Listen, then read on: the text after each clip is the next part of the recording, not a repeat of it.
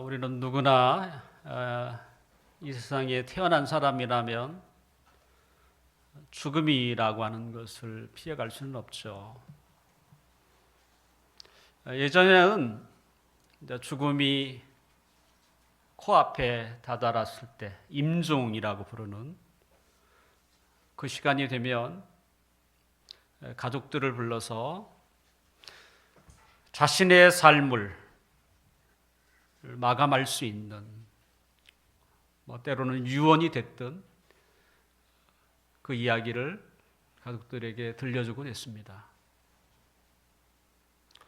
지금도 그런 임종이 없는 것은 아니지만 현실적으로 보면 대부분의 나이 드신 분들이 마지막 숨을 거두시는 장소가 요양원이에요. 그리고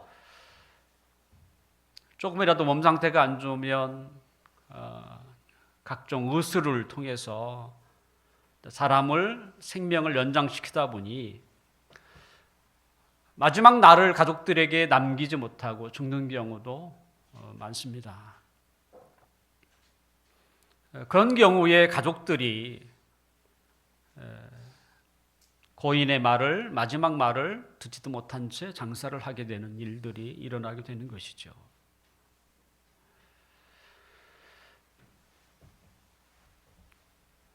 이런 것들이 우리가 현재 맡고 있는 우리 현실입니다만, 만약 우리라면 여러분은 어떤 말로 마지막 말, 임종이죠. 임종을 맞을 수 있을까? 어떤 사람은 죽음을 앞두고 자신이 품었던 그 욕심을 다 채우지 못해서 한탄하는 사람도 분명히 있을 것이고요. 또 어떤 사람은 지나간 세월 동안 자신이 상처 준 사람들을 떠올리며 그들을 용서하기도 할 것입니다. 또는 가족들 앞에 두고 못다한 그 마음을 아쉬워하며 미안한 말을 남기기도 할 거예요. 그리고 이제 숨을 거두게 되는 것이죠. 이런 여러 가지 마지막 그 임종 앞에서 자신이 어떤 말을 남길 것인가? 자신이 지금까지 살았던 그 인생에 적지 않은 많은 세월을 살았던 것을 사실은 한마디로 표현하고 가시는 거잖아요.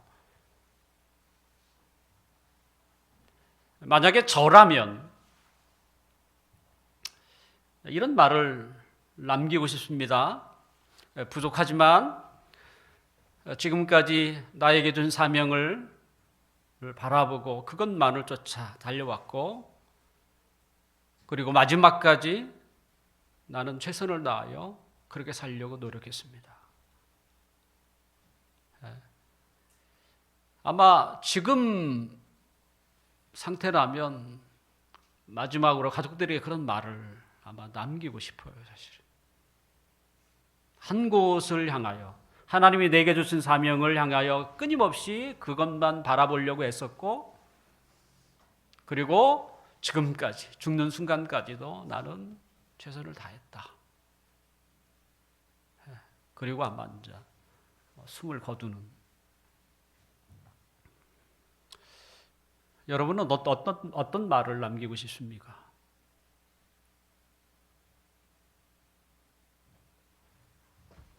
지금이라도 여러분이 하고 싶은 그 임종의 말을 책임질 수 있는 삶을 살 필요가 있다고 생각이 돼요.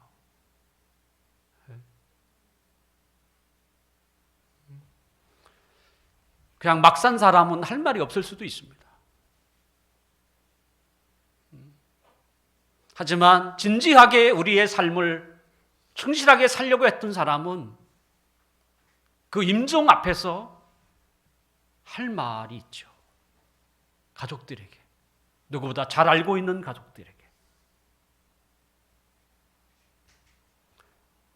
오늘 우리가 함께 읽은 이 본문은 예수님이 임종을 맞는 그 순간이 기록되어 있습니다.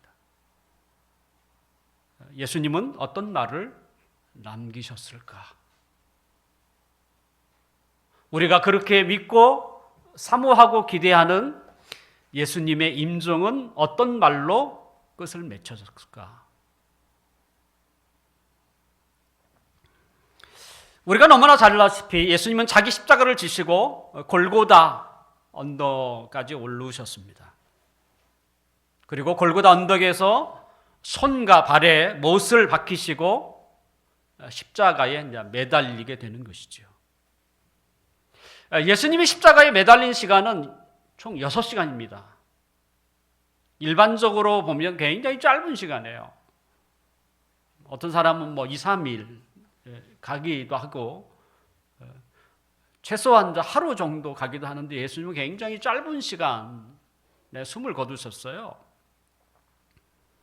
더군다나 그 6시간 중에서도 그 뒤에 3시간은 온 하늘이 캄캄할 정도로 구름이 덮였습니다. 갑자기 먹구름이 하늘을 덮고 그리고 그것이 3시간 동안 유지됐던 것이죠. 아마 하늘에 계신 아버지께서 그 아들이 고통당하는 것을 참아보지 않으려고 그렇게 하신 것이 아닌가 생각이 되기도 합니다. 예수님은 십자가 위에서 6시간을 견디면서 총 7번의 말씀을 하셨어요. 그리고 죽으신 것이죠. 오늘 우리가 함께 읽은 이 본문에는 그 7번 중에 5번째와 6번째 말씀이 기록되어 있습니다. 예수님의 마지막 말은 내 영혼을 아버지께 부탁합니다 라는 말이었어요. 내 영혼을 아버지께 부탁합니다. 그리고 숨을 거두시죠.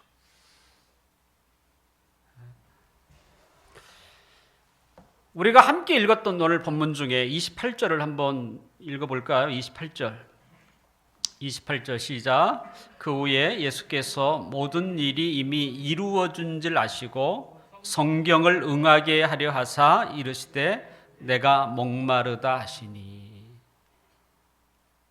예수님이 십자가 위에서 이 목마르다라는 표현을 하셨어요. 그것이 5번째 하신 말씀이에요. 그러니까 7번 중에 5번째 하신 말씀이 내가 목마르다.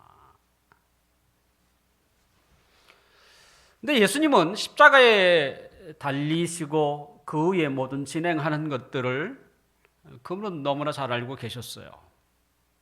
인간이야 한치 앞을 우리는 잘 알지 못하지만 예수님은 하나님의 아들, 하나님이시지 않습니까? 인간과 하나님의 차이가 뭡니까? 그것은 인간은 현재, 지금이라고 하는 그 현재밖에 알 수 없다는 것이잖아요. 우리가 미래라고 하는 그 미래에 대해서 우리는 때로는 예측할 수는 있지만 장담할 수는 없죠. 그러니까 미래는 하나님께 속한 거예요. 신의 영역이에요. 예수님은 하나님의 아들이시기 때문에 이 미래를 너무나 잘 알고 계시죠. 자신의 죽음이 언제 닥칠지도 너무나 잘 알고 계시는. 예수님은 그분의 호흡이 멈출 시간이 조금밖에 남지 않았다는 것을 아시고 목이 마르다라는 말씀을 하십니다. 목마르다는 것이죠. 이미 예수님은 십자가에 달리시기 전에 힘겨운 고문을 겪으셨어요. 그리고 지금 십자가 위에서 6시간에 가까운 시간들을 지금 매달리고 있는 상태예요. 그러니까 예수님의 몸은 많은 피를 흘릴 만큼 지금 허약한 상태입니다. 더군다나 이스라엘은 어떤 곳입니까? 지금 월드컵이 열리는, 그죠? 카타르처럼 중동 지방이에요. 찌는 듯한 그 더위. 낮에는 50도에 가까운 그 여름 같은 경우에는 그 정도로 높아진대. 그러니 갈증이 일어날 말도 하죠.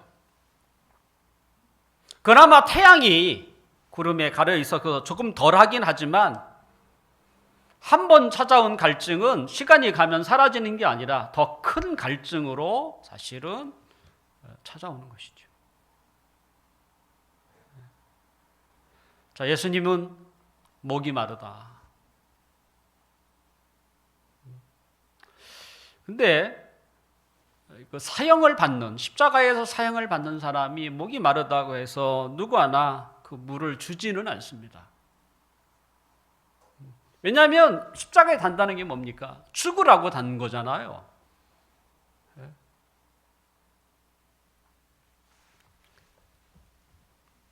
예수님이 목마르다라고 이야기하실 때 예수님 가까이에는 사도 요한이 있었습니다.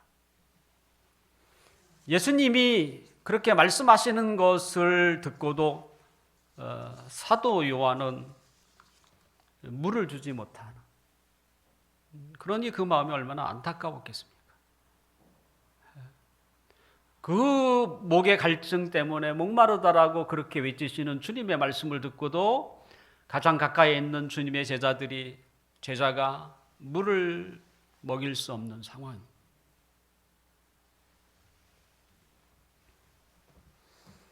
요한은 왜 예수님은 분명히 자신이 목이 마르다고 할지라도 그 누구도 물을 주지 못한다는 것을 아시면서 왜 목마르다고 하셨을까? 우리는 삶을 살아가면서 우리 마음에 있는 모든 것들을 다 표현하지는 않습니다. 도리어 그 마음에 있는 걸 모든 걸 다 막 이렇게 표현하는 사람은 조금 이렇게 부족한 사람처럼 느끼기도 해요. 그래서 때로는 그 마음을 마음 안에 담아두기도 하고, 때로는 이제 이건 표현을 해야 되겠다 하면 표현하기도 하는데요. 굳이 그 말을 해야 할 필요가 없을 때에 우리는 마음에 그걸 그냥 담아두죠. 어떤 경우입니까? 자신이 아무리 말을 해도 그 말에 대해서 귀 기울여주는 사람이 없다면 굳이 왜 말을 하겠어요? 또는 자신은 그냥 자연스럽게 말을 한다고 하지만 이 말을 듣고 옆 사람 누군가가 그 말 때문에 상처를 받는다면 우리는 그 말을 해서는 안 되는 거예요. 그냥 마음에 담고 있어야죠. 때로는 자신이 말이 다른 사람들에게 굉장히 교만하게 비친다든지, 때로는 나의 이 말이 정반대로 어리석게 표현됐다고 할 때 우리는 그 말을 표현하지 말고 마음에 담아둬야죠. 예수님은 어떤 경우입니까? 아무리 목이 마르다라고 표현할지라도 아무도 그 말에 대해서 호응해 줄 수 없는, 누구도 귀를 기울일 수 없는, 그럼에도 불구하고 왜 예수님은 목이 마르다라고 표현하셨을까요?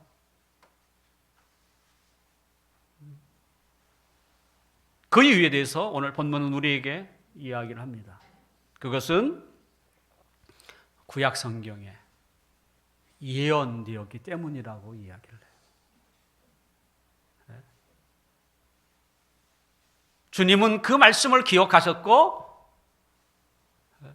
누구도 귀를 기울이지 않는 그 말을 하시는 거예요. 왜? 하나님이 미리 몇천 년 전에 예언을 하신 말이기 때문에.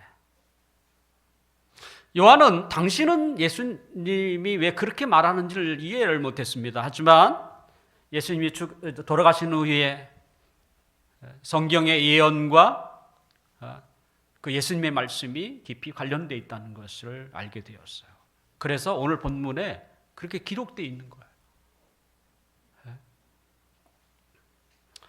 오늘 본문에는 그 성경의 예언에 대한 이야기가 28절뿐만 아니라 36절에도 나오고 37절에도 나옵니다. 성경을 응하게 하려 하사, 때로는 성경에라는 단어가 거기에도 나오죠. 유대인들은 큰 명절에 십자가에 달린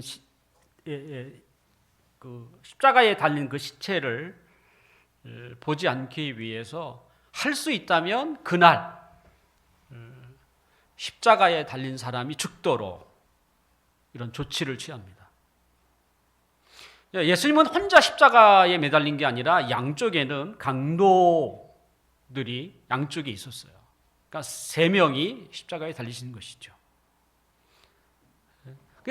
그래서 군인들이 예수님 좌우편에 있는 그 강도들, 아직 숨이 끊어지지 않는 강도들의 망치를 가지고 다리를 쳐서 다리를 부러뜨리는 것이죠. 그래서 빨리 죽도록 하기 위한.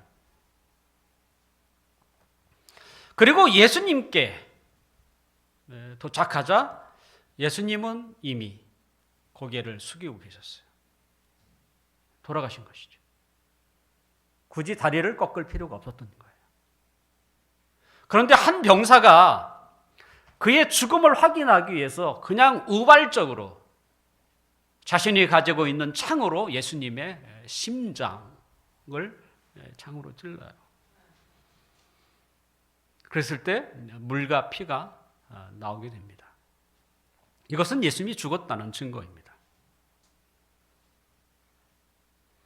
양쪽에 있는 강도들은 다리가 꺾였는데 예수님은 꺾이지 않고 그 대신 창으로 찔림을 받는.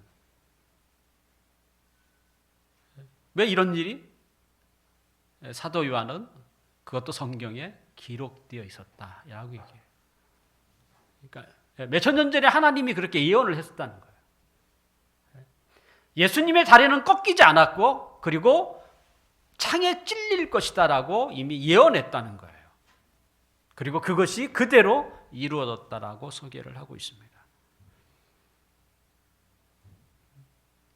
성경은 하나님이 우리에게 주신 말씀 아닙니까? 인간의 말이야 그게 그대로 이루어질 수도 있고 이루어지지 않는 일이 훨씬 더 많죠, 사실은. 그런데 하나님의 말씀은 온 세상의 주인이신 하나님이 하신 말씀이기 때문에 그것이 이루어지지 못하는 일이 없으세요. 하나님의 세상을 창조하실 때 아무것도 없는 무에서 빛이 있으라 하셨을 때 그 빛이 존재하게 되잖아요. 그것이 하나님의 말씀이에요. 하나님이 말씀하시면 현재 그것이 이루어지기도 하고 때로는 시간에 지나면 천천히 이루어지기도 하는. 예수님은 이런 하나님의 말씀을 알고 계셨어요. 그리고 그 말씀이 이루어지도록 순종하셨다는 거예요. 우리에게도 이런 마음이 필요하죠.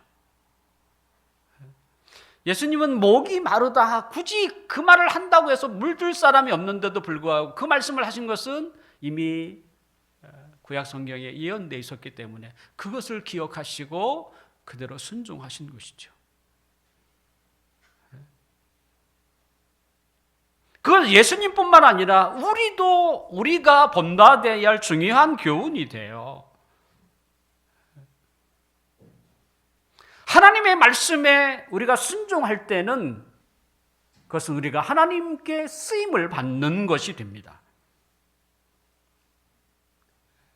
우리는 늘 그런 기도를 해야 되잖아요. 하나님 앞에 내가 쓰임을 받고 싶습니다. 하나님을 높이는 일에 하나님의 뜻이 이루어지는데 내가 쓰임을 받고 싶습니다. 이런 마음이 있다면 우리가 하나님의 말씀을 알아야죠. 그리고 그 말씀에 순종할 때 우리는 하나님 앞에 쓰임을 받는 존재가 돼요. 그 말씀을 우리를 통해서 이루어 드려야 되잖아요.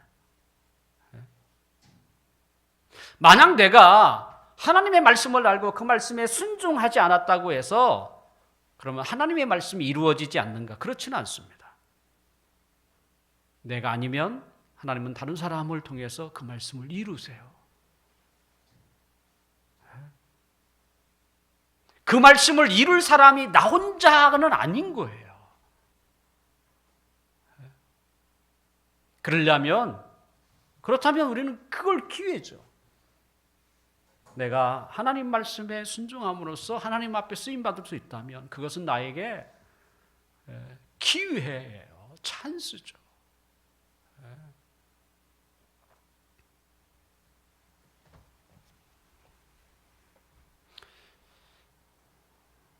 오늘 본문에는 하나님의 말씀을 모르는 그 병사의 우연한 행동을 통해서 하나님의 뜻이 이루어지는 것을 우리는 보았습니다.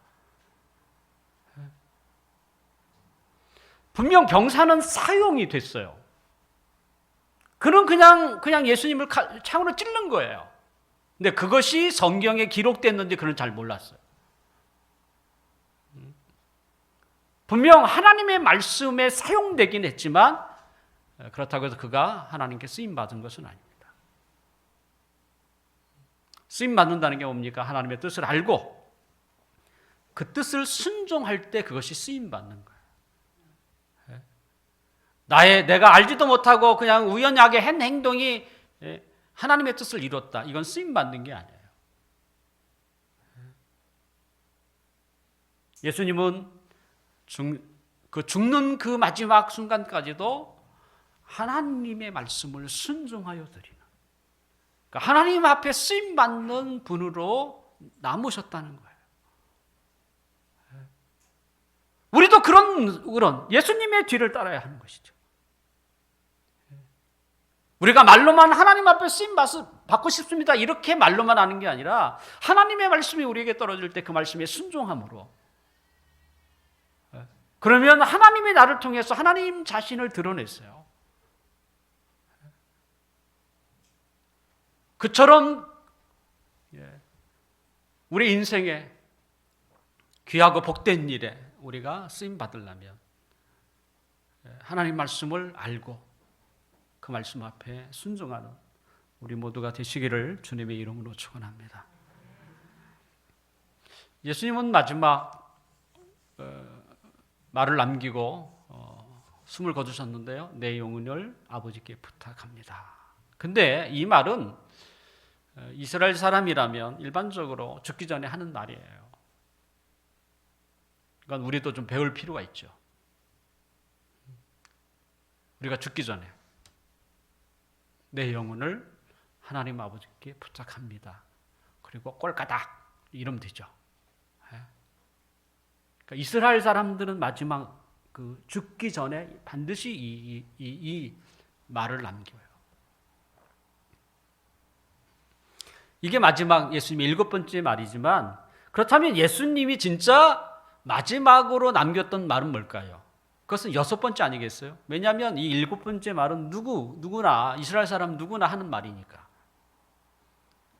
그럼 6번째 예수님이 정말 마지막으로 하신 말씀이 어떤 말씀입니까? 오늘 본문 30절에 소개되어 있습니다. 30절 함께 읽겠습니다. 시작. 예수께서 신 포도주를 받으신 후에 이르시되 다 이루었다 하시고 머리를 숙이니 영혼이 떠나가시니라. 예수님의 마지막 말이 뭐냐면 다 이루었다라는 단어예요. 다 이루었다. 궁금하지 않습니까? 뭘 이루었다는 얘기지?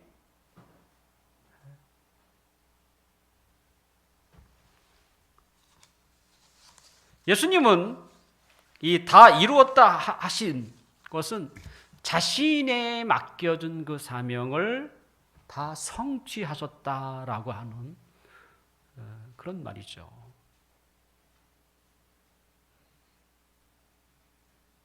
우리는 이 세상에 태어날 때에 그냥 아무 뜻 없이 태어나지는 않습니다. 뭐 동물들이야 그럴 수 있지만 사람은 그런 존재가 아니에요. 반드시 그 신의 뜻이 있다는 것이죠. 하나님의 뜻이 있는 거예요. 살아야 할 이유와 목적이 있다는 거예요. 그래서 인간이에요. 만물의 영장이라고 하는 인간. 뭐가 만물의 영장이겠어요?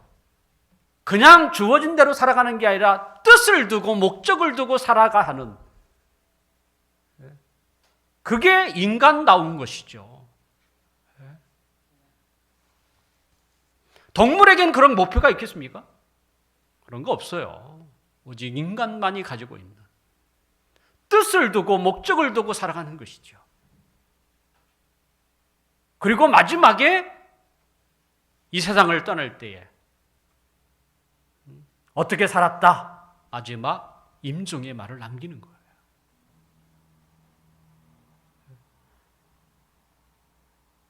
내가 그동안 80이 됐든 90이 됐든 100세를 살았든 정말 우리는 이런 말을 해서는 안 되죠. 내가 지금까지 100세를 살았지만 지나간 100년을 돌아보니 너무 후회가 많다. 정말 헛되게 살았다. 그 많은 시간들을 왜 그렇게 다 낭비했는지 모르겠다. 제발 너희들은, 남은 가족들에게 너희들은 나처럼 살지 말라.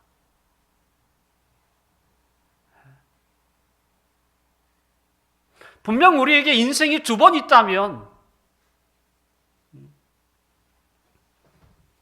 다시 시작할 수는 있겠죠. 하지만 우리 인생 한 번밖에 없죠. 한 번밖에 없는 인생, 그 마지막 말을 그런 식으로 말을 남겨서는 안 되죠. 최소한 나는 나의 달려갈 길을 내가 다 마치고 이제 하나님의 품으로 가려고 한다. 너희들도 뜻없이 살지 마라. 하나님의 목적을 향하여 최선을 다하게 살고, 그리고 너희들도 마지막 임종에 내가 다 이뤘다. 난 최선을 다했다. 이런 말을 남겨다오. 이런 말을 하지 않겠습니까? 예수님은 다 이루었다라는 말을 하셨어요. 근데 다 이루었다라고 하는 이 말에는 2가지 의미를 가지고 있어요. 첫째는 하나님께서 예수님을 이 세상에 보내셔서 그에게 맡겨준 사명, 그분이 순종하셨다라고 하는 의미가 있어요. 순종. 더군다나 모든 일에 100% 순종하셨다라는 것이 있죠.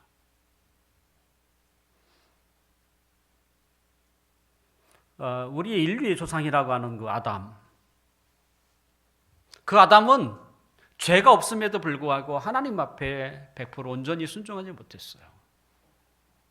하지만 하나님의 아들이시면서도 인간이신 예수님은 하나님의 말씀에 100% 순종하는 삶을 사셨어요. 그분은 꼭 하나님 아버지께서 지시하는 대로 그 길만을 가셔요. 그리고 늘 아버지와 대화하시고, 그리고 아버지께서 원하시는 대로 그냥 하세요. 그분이 많은 사람들에게 전해준 말씀도 다 아버지께서 하라고 하신 말씀이었어요. 그래서 예수님을 보면 꼭 그 하늘에 계신 아버지를 보는 것처럼, 왜냐하면 그 말, 그분의 행동, 가는 길, 방향, 모든 것이 다 하늘에 계신 아버지의 지시대로 하니까. 무엇이든지 아버지의 뜻대로 살아가는 것은 큰 일이든 작은 일이든 상관이 없습니다. 우리는 작은 일을 품을 때, 작은 일을 할 때 어떤 마음을 품습니까? 내가 겨우 이거 하려고 여기 왔는지 알아? 때로는 내가 이거 하려고 이 세상에 태어났어? 뭐 이런 생각을 우리 스스로가 하게 되네요. 때로는 옆에 있는 사람이 우리의 마음을 더 부추깁니다. 당신은 여기서 썩을 사람이 아니야. 더 큰 물에서 놀아야지. 당신이 여기서 있는 것은 시간 낭비야. 옆 사람이 또 우리의 마음을 부추겨요. 이와 같은 생각은요, 하나님의 생각이 아니에요. 세상의 생각이에요. 우리에게 크든 작든 그것은 문제가 되지 않습니다. 우리에게 문제라고 하는 것이 뭐겠습니까? 그것은 하나님의 뜻대로 사는 거예요. 하나님이 작은 일을 하라면 하는 거죠. 그게 중요하지. 내가 여기 썩을 사람이 아니다. 큰 물에서 놀아야 한다. 그게 뭐가 그렇게 중요합니까? 예수님은 작은 일, 큰 일을 개념치 하지 않으셨어요. 오직 아버지께서 하라고 하면 그냥 그 지시대로 순종하셨어요. 그랬을 때에 마지막 하나님 앞에서 다 이루었다 이런 말을 할 수가 있는 거예요.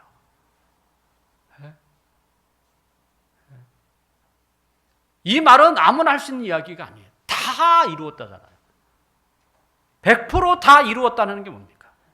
나는 아버지의 말에 지금까지 100% 다 순종했다. 사람들이 뭐라고 하든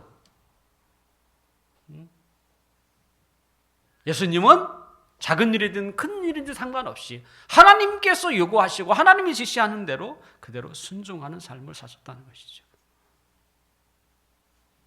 이게 첫 번째 의미고요. 두 번째는 예수님이 다 이루었다라고 하는 말에는 죄인을 위한 희생 제물이 되셨다라는 것입니다. 죄인을 위한 희생 제물. 인간은 아담 이래로 한시도 편할 날이 없어요.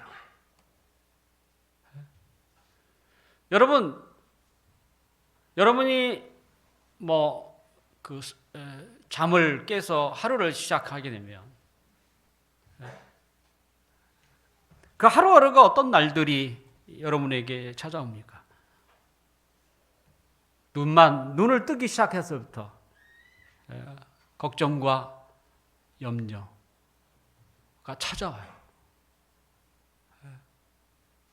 눈만 뜨면 내일이면 혹시 없을까라고 생각하지만 내일도 똑같아요. 제일 먼저 찾아오는 게 걱정이고 염려야. 그래서 나이를 드신 분들의 입에서 늘 어떤 말이 나옵니까?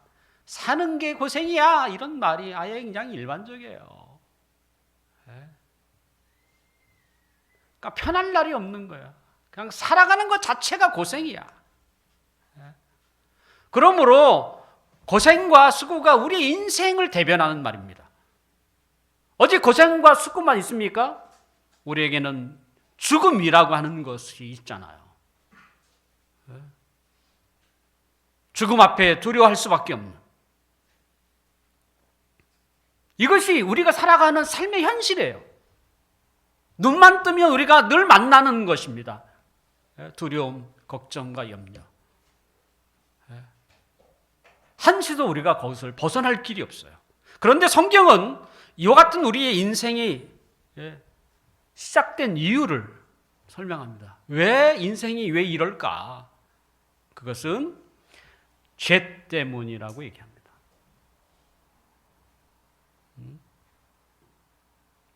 죄 때문에. 그래서 우리가 죄를 지면 그 죄로 말미암아 우리의 인생이 고달퍼져요.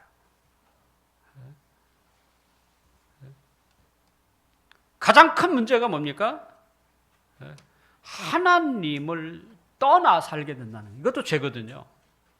가장 큰 죄가 그거 아닙니까? 하나님을 떠나 사는 거예요. 자, 우리가 쉽게 하는 말 중에 집 떠나면 고생이다, 뭐 이런 말 하지 않습니까? 이런 말처럼 인간은 하나님을 떠나면 고생입니다. 인간은 하나님을 떠나면 고생 바가지인 거죠. 그래서 이와 같은 인생의 문제를 해결하기 위해서는 뭐가 해결돼야 됩니까? 죄의 문제가 해결돼야 하는 거예요. 그리고 인간의 짓는 모든 죄는 반드시 뭐가 필요합니까? 그냥 용서할 수 있는 이야기가 아니에요. 반드시 희생 제물이 필요해요. 예수님은 인간의 죄를 위해서 십자가에 달리신 거예요. 죄가 있어서 죽은 게 아닙니다. 인간의 죄를 위하여 희생 제물이 되신 것이죠.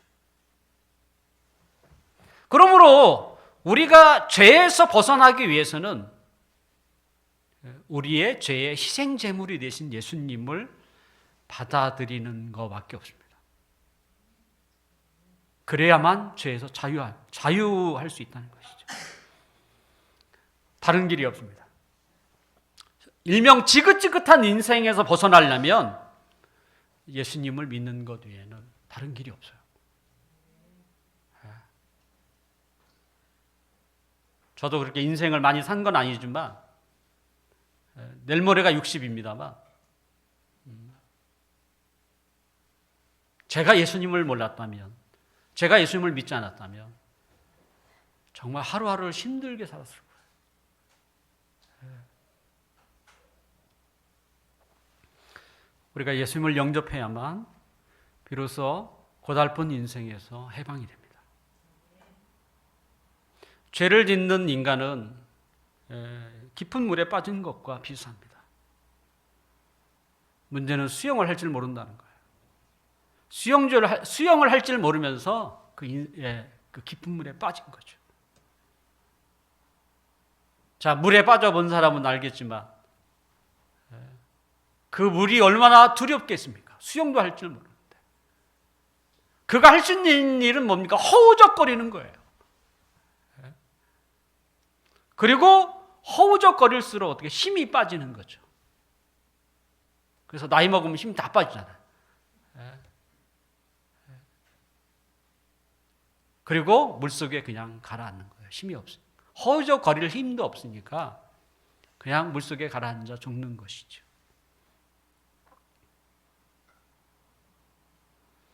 그 같은 인생에서 우리가 나오려면 뭐가 필요하겠어요? 수영조를 할 줄 모르죠. 깊은 그 물에 빠졌죠. 어떻게 하겠습니까? 허우적거리는 사람이 나뿐만 아니라 옆에 사람도 다 허우적거려요. 그 사람들 잡는다고 그게 되겠습니까? 더 빨리 죽겠죠. 그럴 때 우리에게 필요한 게 뭡니까? 예수님이 던져주는 생명줄이에요. 예수님이 던져주는 생명줄. 다른 어떤 행동도 필요 없습니다. 그냥 그 생명줄을 붙잡고 있으면 돼요. 그러면 누군가가 그 줄을 당겨요. 그러면 딸려오는 거죠. 그것이 바로 예수님이에요. 예수님은 자신의 죽음으로 인간에게 살릴 길을 마련하신 거예요. 그래서 예수님은 다 이루었다. 다 이루었다는 것이죠. 이제 말씀을 마치려고 합니다. 오늘 우리는 예수님의 마지막 임종을 말씀을 통해서 지켜보았습니다. 이제는 우리 차례 아닙니까?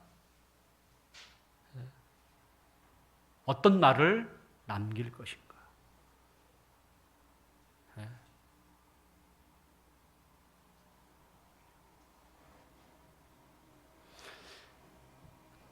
우리의 마지막 말이 내가 지금까지 살아왔더니 인생은 고달프다. 뭐 더 산다고 해서 더 행복한 것도 없더라. 그런 말을 가족들에게 남기고 싶습니까?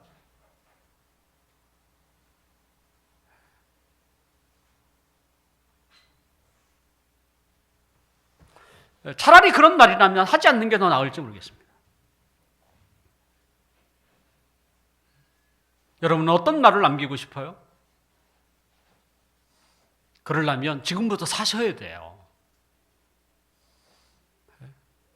지금이라도 내 나이가 죽음의 자리에 점점 가까워오는 나이가 됐을지라도 이제부터라도 한 해가 됐든 5년이 됐든 10년이 됐든 이제부터라도 왜? 마지막 날을 잘 남겨야 하기 때문에. 내가 처음에는 잘 몰랐다. 하지만 나중에 내가 깨닫고 나서 이제 비로소 이게 삶이구나, 이게 인생이구나. 그렇게 살고 이 세상을 떠날 때에, 그리고 가족에 할 말이 있을 거 아니에요. 너희들도 나의 인생의 후반기처럼 이제라도 뜻을 두고 살아. 더군다나 나의 삶에 희망을 줬던, 행복을 줬던 분은 하나님이셨다.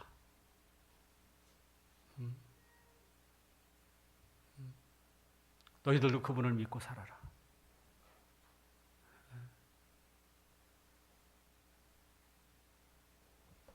자신의 사명을 다 감당하며 살아가는 것이, 그것이 저는 성공이라고 생각이 돼요. 돈을 많이 벌고 뭐 부유하고 이게 성공이 아니에요. 그들이 행복하던가요? 여러분이 행복을 찾으려면 그런 데 있지 않습니다. 정말 성공하고 싶다면 자신에게 맡겨진 사명을 바라보고 최선을 다하여 살아가는 것. 분명 부족하죠. 그래도 최선을 다하여 살아가는 것.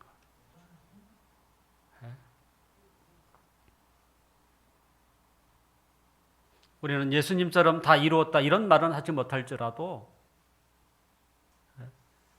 그래도 최소한 나는 나의 삶을 후회하지 않는다. 나는 하나의 목표를 가지고 지금까지 최선을 다해 살았다.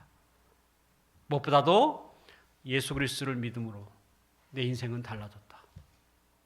이런 놀라운 임종의 말을 남길 수 있도록 또 있기를 주님의 이름으로 축원합니다.